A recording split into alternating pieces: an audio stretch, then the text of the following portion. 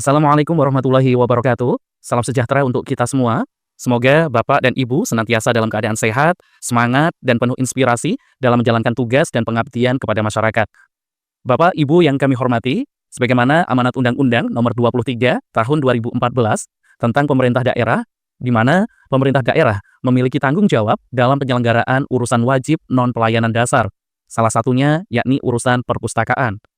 Dalam pelaksanaannya, Indeks Pembangunan Literasi Masyarakat atau IPLM menjadi salah satu indikator kunci keberhasilan penyelenggaraan pemerintah daerah, khususnya dalam upaya membangun masyarakat yang cerdas, berpengetahuan, dan berdaya saing.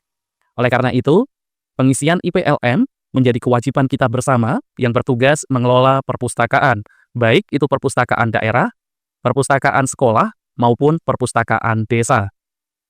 Data IPLM ini digunakan oleh Perpustakaan Nasional untuk mengukur sejauh mana pembangunan literasi telah berjalan di daerah kita. Tentu, Bapak Ibu, dalam pengisian IPLM, kita harus cermat dalam mengisinya. Maka dari itu, perlu bersama kita belajar bagaimana mengisi IPLM yang benar. Bapak Ibu, untuk memulai dalam pengisian survei Indeks Pembangunan Literasi Masyarakat atau IPLM, Bapak Ibu bisa scan barcode berikut ini atau bisa klik di link pengisian IPLM di link.kpi_tahun_2025. Setelah itu, Bapak Ibu, di halaman layar akan muncul seperti berikut ini. Jadi, pastikan bahwa sebelum pengisiannya, Bapak Ibu, kami sarankan untuk menyiapkan terlebih dahulu data-data pendukung yang sesuai dengan borang yang telah kita kirim sebelumnya. Hal ini akan mempermudah Bapak Ibu dalam proses pengisian supaya yang dimasukkan nanti lebih lengkap, akurat, dan sesuai dengan kondisi nyata yang ada di lapangan. Bapak Ibu, mari kita memulai mengisi survei IPLM.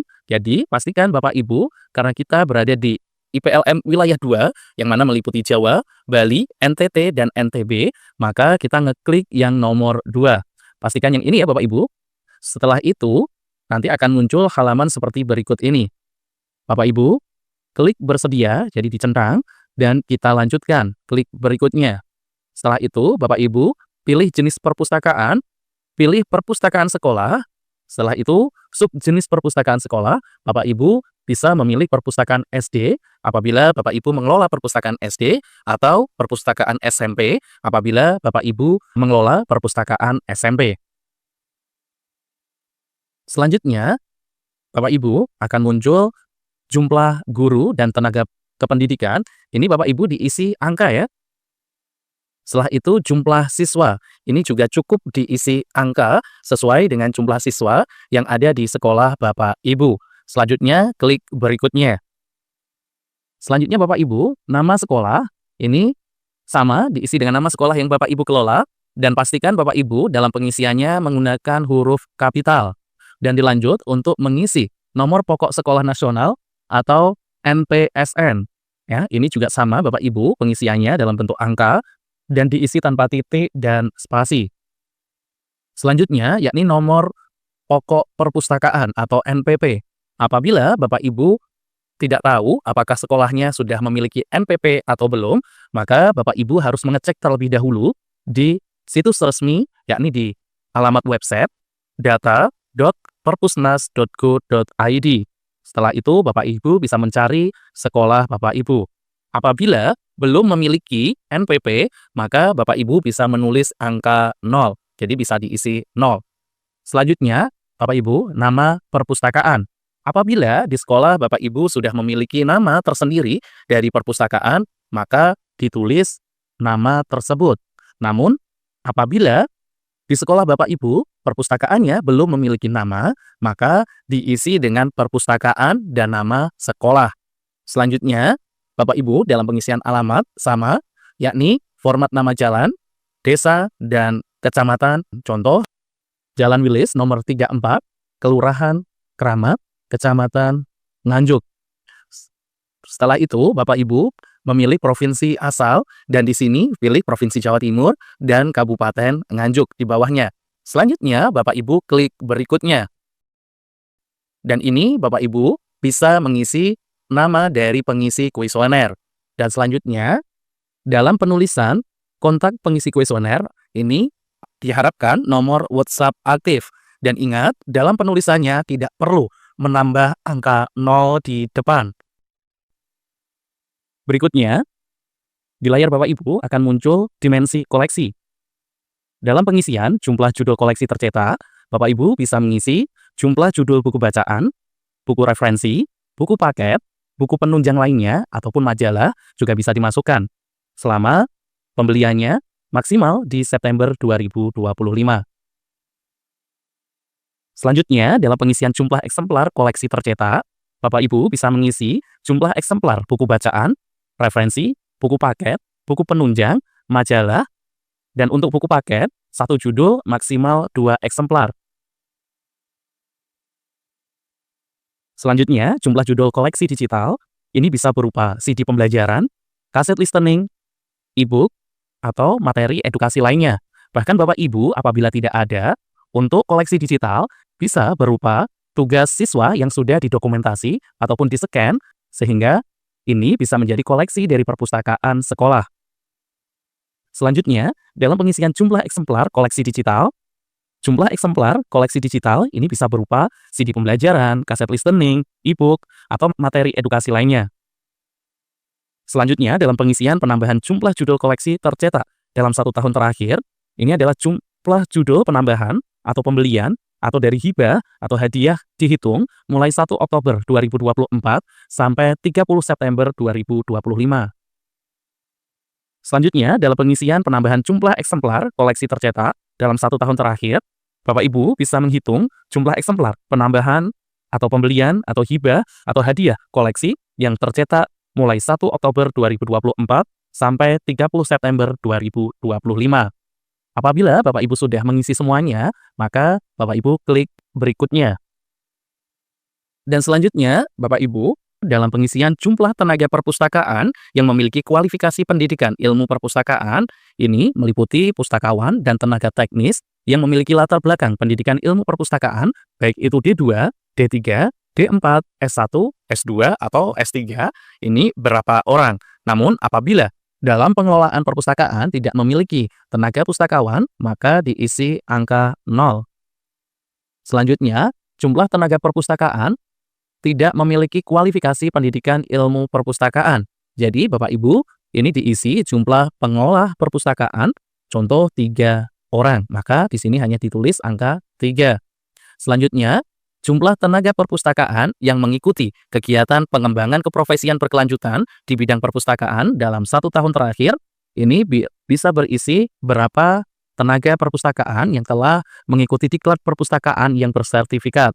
Selain sertifikasi kepustakawanan, seperti pelatihan, seminar, lokakarya, sertifikasi, ataupun kegiatan sejenisnya yang pernah juga dilakukan oleh perpustakaan daerah, sehingga Bapak Ibu, pengelola perpustakaan yang sudah pernah mengikuti pelatihan, maka dihitung berapa orang. Apabila hanya 1, maka ditulis 1. Selanjutnya, jumlah anggaran pengembangan keprofesian atau diklat tenaga perpustakaan dalam 1 tahun terakhir. Ini apabila ada, Bapak Ibu bisa mengisi berapa nominalnya, namun apabila tidak ada anggaran untuk pengembangan keprofesian, maka ditulis 0. Selanjutnya, Bapak Ibu klik berikutnya, yakni ini adalah dimensi pelayanan. Jadi, jumlah peserta kegiatan penguatan budaya baca dan peningkatan kecakapan literasi dalam 1 tahun terakhir berapa orang. Dalam hal ini, Bapak Ibu bisa menghitung jumlah siswa ditambah dengan jumlah pegawai, guru, dan juga tenaga kependidikan lainnya. Contoh, jumlah siswa 160, jumlah guru 5, jumlah tenaga kependidikan 5, maka di sini ditulis 170. Selanjutnya, jumlah pemustaka dari satuan pendidikan atau masyarakat yang memanfaatkan perpustakaan secara luring dan daring dalam 1 tahun terakhir. Ini Bapak Ibu, apabila memiliki data valid, kami sarankan untuk mengisinya.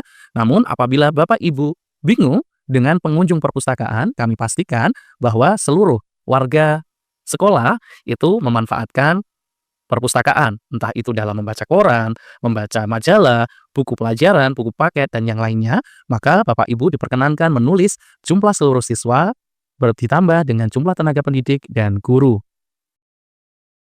Selanjutnya, Bapak Ibu, yakni ada pertanyaan jumlah kegiatan penguatan budaya baca dan peningkatan kecakapan literasi dalam 1 tahun terakhir. Dalam hal ini, Bapak Ibu bisa menuliskan jumlah kegiatan seperti peningkatan literasi. Contoh bisa juga program membaca ataupun program bulan bahasa atau kegiatan lainnya. Bapak Ibu bisa menghitung jumlah kegiatan yang telah dilakukan oleh sekolah. Contoh, satu sekolah sudah pernah melakukan panggung literasi, bulan bahasa, membaca bersama, dan penguatan literasi, maka sekolah tersebut sudah memiliki 5 kegiatan. Maka di sini ditulis 5. Selanjutnya, yakni jumlah kolaborasi atau kerjasama perpustakaan dengan pihak eksternal dalam rangka peningkatan pelayanan dan pengembangan perpustakaan dalam 1 tahun terakhir. Ini Bapak Ibu dibuktikan dengan dokumen MOU atau kerjasama perpustakaan dengan pihak eksternal. Selain itu, selain dibuktikan dengan MOU, Bapak Ibu juga bisa membuktikan melalui foto kegiatan, semisal foto kegiatan perpustakaan keliling bersama dengan perpustakaan daerah Kabupaten Nganjuk. Itu juga sudah termasuk kolaborasi secara eksternal. Selain itu, Bapak Ibu, yakni pertanyaan jumlah variasi layanan.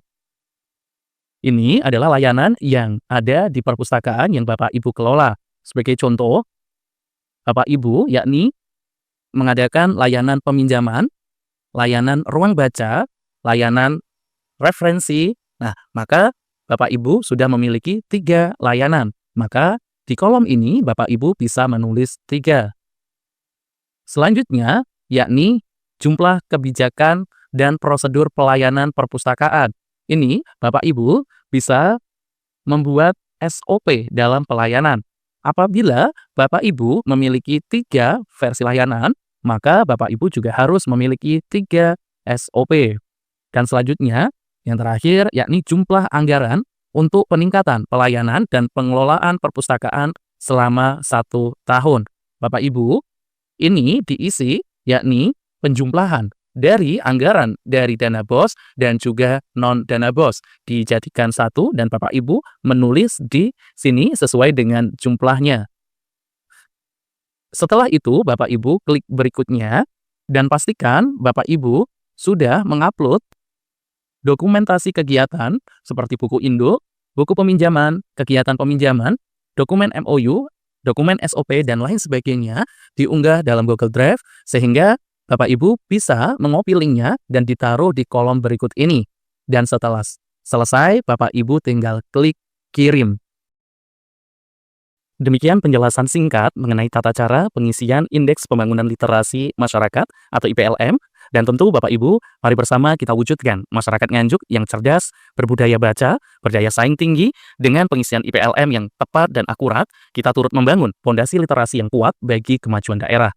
Terima kasih atas perhatian dan kerjasama Bapak Ibu semuanya. Semoga langkah kecil kita menjadi bagian dari perubahan besar untuk masa depan literasi Indonesia. Wassalamualaikum warahmatullahi wabarakatuh.